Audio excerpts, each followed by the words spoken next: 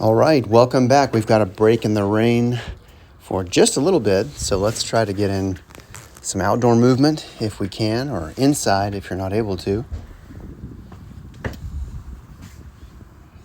Let's wake up the body, and we're going to practice the 6 harmonies today. So coordinating the motions of the joints of the upper and lower limb. We'll start with tapping or body slapping, patting the head, front and back, side and side, and then we will move to the low belly.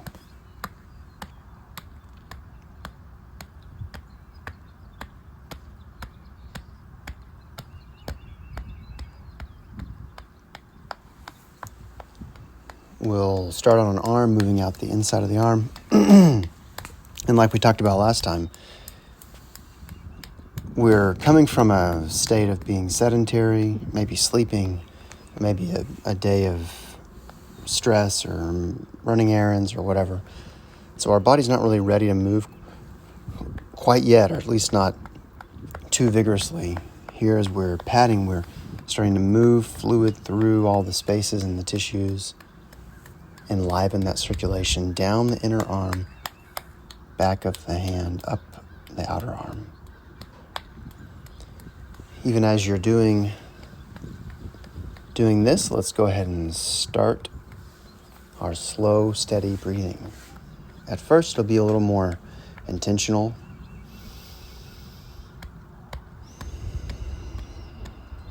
After a while, you'll feel like the breath is just sort of happening. But in the beginning, think of filling the waist, slow, evenly spaced, inhale, exhale. Down to the low belly now, around the hips to the low back, kidney area. And then down the buttocks, back the legs.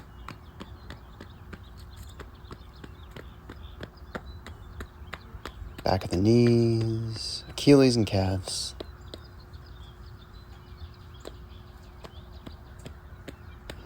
Up the inner legs.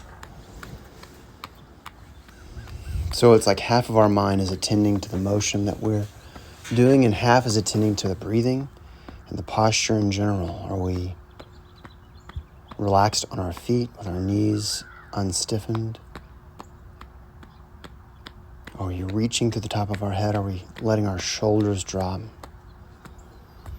So we have this sort of sense of the full body's position with the breath happening in the middle of it while we're doing an external movement. And that internal sense is something we're going to sort of work up to today. The point of today, in addition to this awakening the body through paired joints, the 6 harmonies. Here we are doing the wrist and the ankle. In addition to that, we're going to be starting to sense this internal movement, internal things happening that aren't visible from the outside. And that begins with the breath and basic posture, basic standing posture. Circling the wrist, circling the ankle. Together if you can. A bit of a brain teaser, one at a time if that works better. One way for a little bit. Make sure you're circling the ankle, not just going back and forth. It's easy to just have that circle turn into a rocking motion. And then the other way.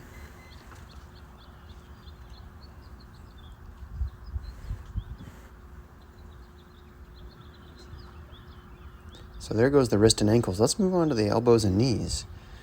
So here's somewhere where we're going to rotate the elbows. The wrists are sort of glued together as if we had bracelets on, magnetized to each other. We scoop the hands up, rotate the hands through so the elbows are circling through. But this motion, the feet are together. If you can think about pressing through the feet to lift the hands, you'll feel the tail tuck as the hands sit. And the legs engage a bit as the hands lift up.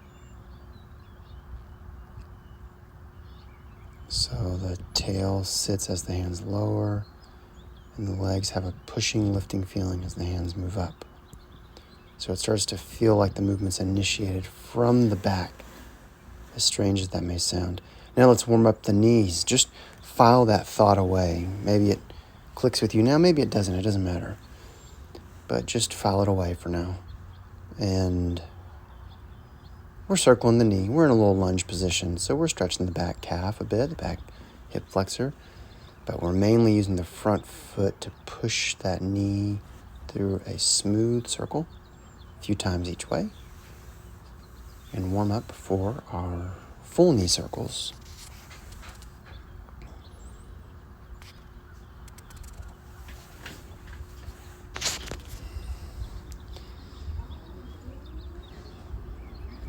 Using the foot to drive the motion, now we'll use the curled fingers, the furthest knuckle, to chafe around the knee, all the muscles on top and bottom, in front and back, to warm up the knee. Our back leg is turned out just a little bit, and then we just feel the warmth of the hands for a moment after we've chafed that knee area. So this is almost like our Phoenix stretch, or really it could be our Phoenix stretch.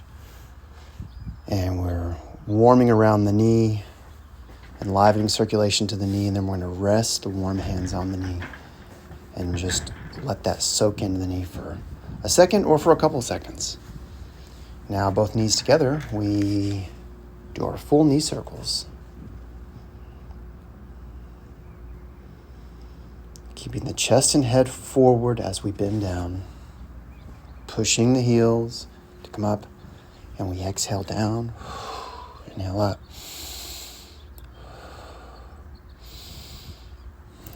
This is a little bit vigorous. It takes a little strength, and your knee circle may be, you may lower an inch or you may lower a foot. It doesn't matter. Just try to keep the knees collected together, really feeling the glute muscles and the heels working. And then here we lower straight down, straight up, and trying to keep the chest and head as much forward as possible so the back stays engaged and long. Good. Now to continue in our 6 harmonies.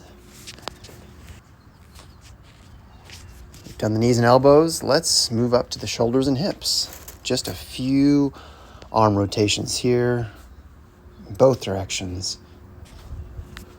We know that these are rolling the ribs, stretching the whole side, even though there is a visual focus on the shoulder.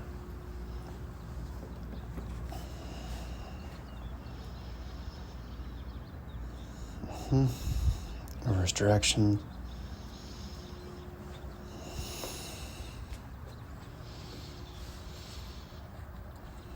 And then we'll come to the hip. So after the shoulder comes the hip. And we're doing our side lunges. Avoiding any wild animals. Exhaling down. So the breath is a little faster with these more vigorous movements. But there's nothing keeping you from doing it slower as well. And again, it does not matter how low you go. Just make sure your joint, your mechanics are good. And here we'll circle the hip just a couple times. A couple one way and then the other.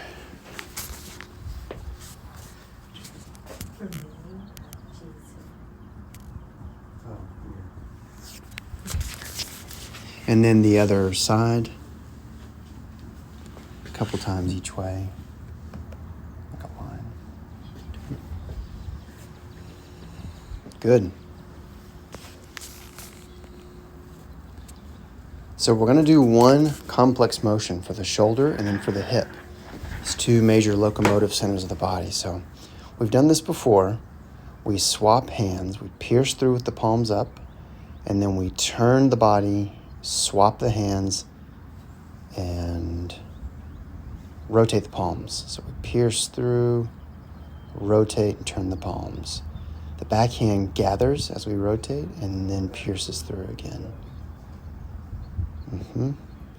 Try to find this motion coming from driving from your legs and your spine turning, your ribs turning. The arms are just along for the ride. Now we'll switch sides. And so you can go slowly with this, or you can use a little speed. If you use a little speed, you'll feel more easily how the arms just sort of whip around with the turning of the body.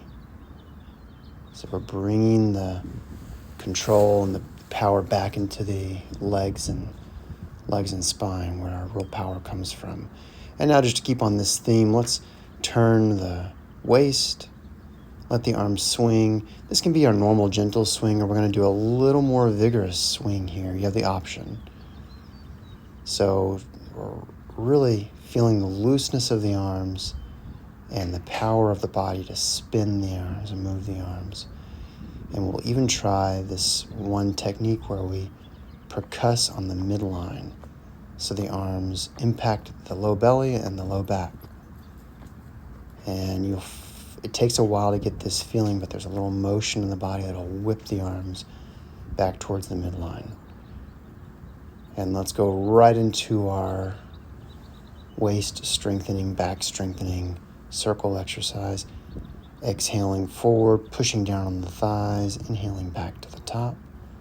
So we're aiming to traction the lower spine with our arms, pushing the shoulders and hands down, and reaching out through the top of the head, exhaling, inhaling.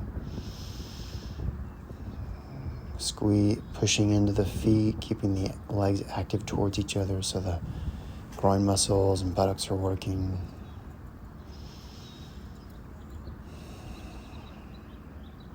Good.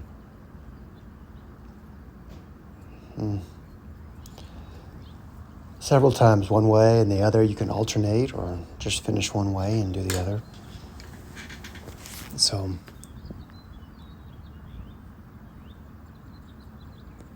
our last motion, or complex motion for the lower body, will be the frog squats, they're often called. Using a chair or some sort of stool or prop, you can be assisted. Inhaling down, exhaling up. Or you can move the prop and just use the ground. Trying to lift the head, the face, and the chest when you are bent down. So sitting as upright as possible in the squat position. And as usual, we're going to do a few more of these than we want to and feel a good burn, good work in the legs, warming of the whole body. And that gets us to our main event. So all of these, we've done these big actions, these big external actions using the paired joints of the upper and lower limb, the 6 harmonies, is what they're called, as a template for our workout. And now we're going to move internally. So here we inhale the hands up, exhale the hands down. And there's a sense here we want to cultivate of our something inside moving. When we move the hands up, something in us sinks and lowers. When we drop the hands, something in us lifts. Now, this is not an actual movement we're doing visible on the outside, but you should feel when the hands sink, you grow a little taller in the back of the head and spine. And when the hands lift, you become a little more anchored in the tail and the hips and legs. So just breathe naturally at a good rhythm for you. Inhaling the hands up, exhaling the hands down, and just be curious inside about what you're feeling, moving and changing inside. All right, we'll come to stand for a moment, back in our neutral position. Inhale the hands up, bring the feet together, exhale the hands down. And thank you for joining us today. a new variation on our workout, a little longer today. But please come see us tomorrow and practice just a few minutes a day. Thank you.